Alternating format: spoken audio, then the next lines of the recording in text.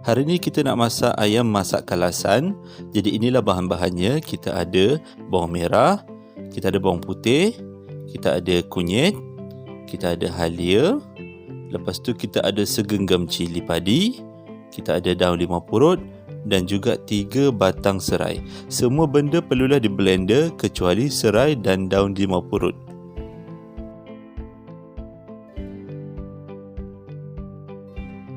Kita juga menggunakan santan, tapi santan yang abang gunakan adalah santan RM10 bersamaan dengan 1 biji setengah kelapa kalau tak silap.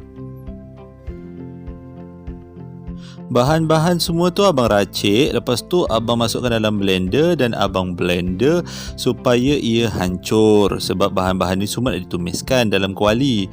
Jadi pastikan dia betul-betul hancur, senang nanti.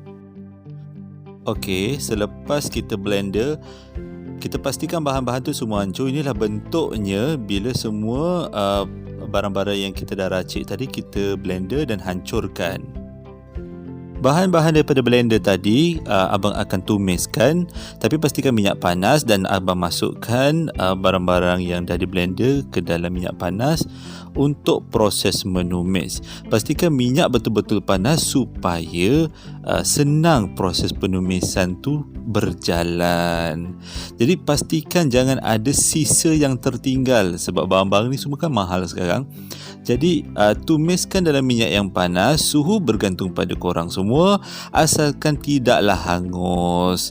Jadi abang suka tumis dalam menggunakan kuali, supaya nanti selepas abang masukkan ayam tu semua akan bergaul mesra dengan perencah yang telah ditumiskan.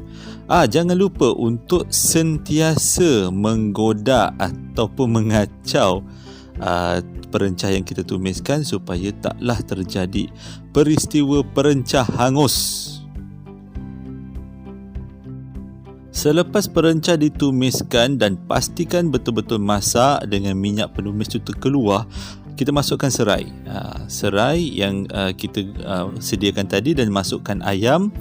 Dan selepas semua ayam dimasukkan, kita haruslah menggaulkan dengan mesra.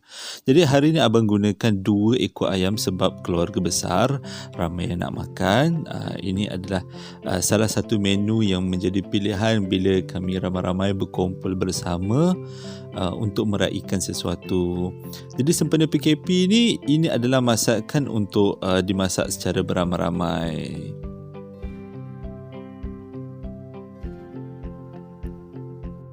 Selepas semua ayam digaul dengan mesra, pastikan semua ayam tu terkena dengan perencah. Kita masukkan santan yang kita sediakan tadi. Okey, tuangkan ke seluruh kuali dan tanpa ada sisa santan yang tertinggal. So, selepas pastikan semua santan dah dituangkan, kita pun menggaulkan masakan kita dengan mesra. Pastikan jangan terlalu kuat. Takut-takut nanti ayam-ayam tu semua akan tercabut daripada tulangnya. Inilah cara abang masak ayam kalasan.